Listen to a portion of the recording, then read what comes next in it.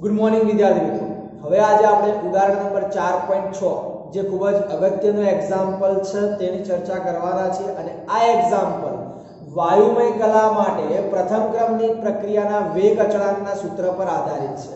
તો તેની ચર્ચા આપણે કરીશું। સૌપ્રથમ રકમની વાત કરું તો કે એક ઉષ્મીય વિઘટનની પ્રક્રિયા આપેલી છે।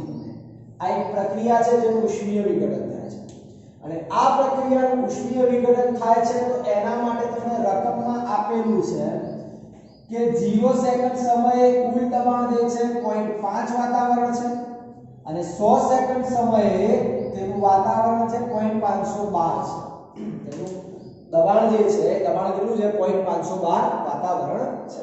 તો તમારે મેન વસ્તુ જે છે વેગ અચળાંક શોધવાનો છે। વેગ અચળાંક એટલે કે k શોધવાનો છે।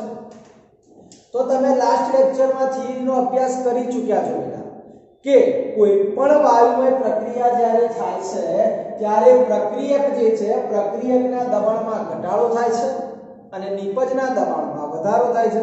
અને ઘટાડો કેવી રીતે થાય છે તમે ધારણા કરવાનું કીધું તો ધારો કે x ઘટે છે અને નિપજમાં x નો વધારો થાય છે પરંતુ એ પ્રક્રિયાની અંદર દર્શાવવામાં આવેલા જે મોલ છે એ મોલને આપણે ધારણા સાથે ગુણવાના હોય છે। તો કંઈક આ રીતે જુઓ ધારો કે N2O5 નું દબાણ આ N2O5 છે એનું દબાણ મેં ધારી લીધું x કારણ કે પ્રક્રિયક છે પ્રક્રિયકનું દબાણ તો ઘટવાનું છે એટલે x ઘટે છે પણ મેં અહીંયા લખ્યા 2x ઘટે છે। કેમ 2x લખ્યા કારણ કે એના મોલ કેટલા છે 2 છે એટલે ઘટાડો તો મેં x નો જ ધાર્યો છે પરંતુ એના મોલ 2 હોવાના લીધે ઘટાડો કેટલો થઈ ગયો 2x નો। આવી જ રીતે નિપજમાં N2O5 નું દબાણ વધે છે x જેટલું વધે છે પરંતુ એના મોલ કેટલા તો કે 2 તો કે N2O4 જે છે આ N2O4 નું દબાણ 2x જેટલું વધે છે। ઓક્સિજનનું દબાણ છે એ x જેટલું વધે છે કારણ કે એના મોલ એક જ છે તો કે ઓક્સિજન જે છે O2 નું દબાણ x જેટલું વધે છે। હવે આપણે ધારણા કરી લીધી આ થિયરી આધારિત। હવે આ જે સમીકરણ છે એને એમના એમ લખી નાખ્યું તો કે t 0 સમયે t 0 સમયે N2O5 જે છે N2O5 નું 0 સમયે કુલ દબાણ કેટલું છે 0.5 વાતાવરણ। સમજજો t 0 સમય આ સમય છે તો કે t 0 સમયે દબાણ કેટલું છે 0.5 વાતાવરણ। તો અહીંયા લખી નાખ્યું જો મેં t 0 સમયે N2O5 નું દબાણ કેટલું છે 0.5 વાતાવરણ। પ્રક્રિયકનું દબાણ છે પ્રક્રિયા થઈ જ નથી તો નિપજનું દબાણ કેટલું હોય તો કે 0 નિપજનું દબાણ કેટલું હોય 0 હોય। હવે t સમયે એટલે કોઈ સમયે 100 સેકન્ડે નહીં કોઈ સમયે t સમયે શરૂઆતનું દબાણ કેટલું હતું N2O5 માટે 0.5 N2O5 ના દબાણમાં ઘટાડો કેટલાનો થયો 2x નો તો 0.5 2x વાતાવરણ દબાણ મળી ગયું t સમયે। N2O4 ના દબાણમાં કેટલો વધારો થયો 2x નો O2 ના દબાણમાં કેટલાનો વધારો થયો x નો। હવે ડાલ્ટનના આંશિક દબાણના નિયમનું સૂત્ર તમે ભણી ચૂક્યા છો PT PA PB PC કુલ દબાણ PA PB PC। તો અહીંયા આપણી માટે આ PA છે આ PB છે અને આ PC છે સમજી લો। તો મારે કુલ દબાણ શોધવું છે કુલ દબાણ એટલે મેં PT લખી નાખ્યું તો PA તરીકે N2O5 છે પ્લસ PB તરીકે N2O4 છે અને PC તરીકે O2 છે।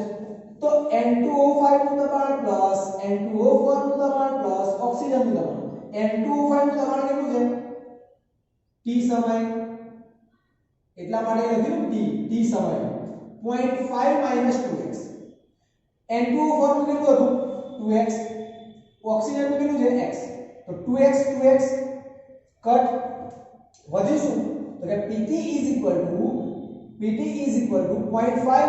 x PT 0.5 x x ને મેં સૂત્ર કરતા બનાવી દીધા તો PT 0.5 તો x કેટલો મળ્યો PT 0.5 આ એક એક્ઝામ્પલ ટોટલી થિયરી બેઝ આધારિત છે, કોઈ ચેન્જીસ છે નહીં, કેટલું એમની એમ જ જાય છે થિયરીની જેમ. હવે x ની કિંમત મળી ગઈ. હવે x ની કિંમત ક્યાં મૂકવાની? તો કે t સમયે N2O5 ના દબાણમાં મૂકવાની છે. x ની કિંમત ક્યાં મૂકવાની છે? t સમયે N2O5 ના દબાણમાં મૂકવાની છે 0.5 - 2x ની અંદર. તો જુઓ p N2O5 = 0.5 - 2x. x ની કિંમત મૂકી, કેટલી મૂકી? pt - 0.5. pt - 0.5. હવે આ જે કિંમત મૂકી દીધી છે બેટા pt - 0.5, સાદું રૂપ આપી દઈએ 0.5 - 2pt માઈનસ માઈનસ પ્લસ 2 * 0.5 કરી એટલે 1 મળે. 1 અને 0.5 1.5 - 2pt. તો આ તમને મળી ગયું p N2O5 એટલે કે N2O5 નું દબાણ. હવે આ બધી વસ્તુ હતી 0 સેકન્ડ માટે. હવે હું 100 સેકન્ડ માટે લઉં છું. તો કે t = 100 સેકન્ડ સમય કુલ દબાણ જે છે. તો 100 સેકન્ડ સમયે કુલ દબાણ કેટલું છે? 0.512 વાતાવરણ. કેટલું છે? 0.512. તો p N2O5 = 1.5. આ pt છે. pt એટલે આ સૂત્રની અંદર pt એટલે 100 સેકન્ડ વાળું કુલ દબાણ મૂકી દેવાનું. pt ની જગ્યાએ શું મૂકવાનું છે? આ કિંમત મૂકવાની છે. pt ની જગ્યાએ 0.512 વાતાવરણ મૂકવાના છે. તો 1.5 - 2 pt ની જગ્યાએ મૂક્યા 0.512. 0.512 * 2 કરો એટલે 1.024 મળે. 1.5 માંથી બાદ કરી નાખો તો 0.476 મળી ગયો p N2O5. કેટલો મળ્યો? p N2O5. એટલે કે તમને આ જે મળ્યું ને t = 100 સેકન્ડ સમય એટલે કે અંતિમ દબાણ મળ્યું તમને. આ p N2O5 જે છે એને તમે pa પણ કહી શકો છો, અંતિમ દબાણ. હવે વેગ અચળાંકનું સૂત્ર મૂકી દેવાનું છે.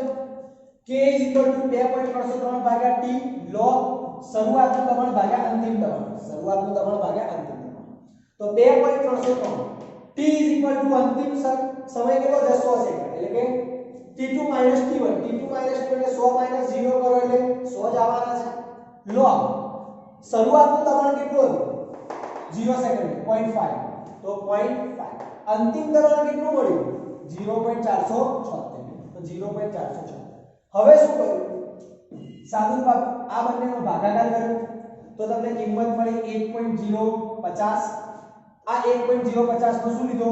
log એટલે કિંમત કેટલી મળી? 0.0211. આ બંનેનો ભાગાકાર કર્યો એટલે તમને આ કિંમત મળી હતી. બંનેનો ગુણાકાર કરી નાખ્યો. 4 પોઈન્ટ કઈ બાજુ થશે? જમણી બાજુ. તો 4.85 * 10⁻⁴ સેકન્ડ ઇન્વર્સ આપણને જવાબ મળે છે. તો અહીંયા આપણો એક્ઝામ્પલ પૂરો થયો. ટોટલી બેટા થિયરીના આધારિત જ એક્ઝામ્પલ ગણેલો છે. આટલું ધ્યાન રાખજો. ફરીથી રિપીટ કરી દઉં છું. રકમ આપેલી છે આપણને t = 0 સેકન્ડ સમયે 0.5 વાતાવરણ, 100 સેકન્ડે 0.512 વાતાવરણ. વેગ અચળાંક સૂત્ર ધારી લીધું. N2O5 દબાણમાં 2x નો ઘટાડો, N2O4 ના દબાણમાં 2x નો વધારો, ઓક્સિજનમાં x નો વધારો. સમીકરણ લખ્યું t = 0 સમયે શરૂઆતનું દબાણ કેટલું છે? 0.5 વાતાવરણ. નિપજ માટે તો 0 હોય શરૂઆતમાં. t સમયે 0.5 - 2x, 2x નો વધારો, x નો વધારો. કુલ દબાણ લખવું છે તો ત્રણેયના દબાણનો સરવાળો કરવાનો. ત્રણેયનો દબાણનો સરવાળો કરતા x ની કિંમત મળે. સમીકરણ 1 કીધું. x ની કિંમતમાં t સમયે N2O5 ના દબાણમાં મૂકી દો.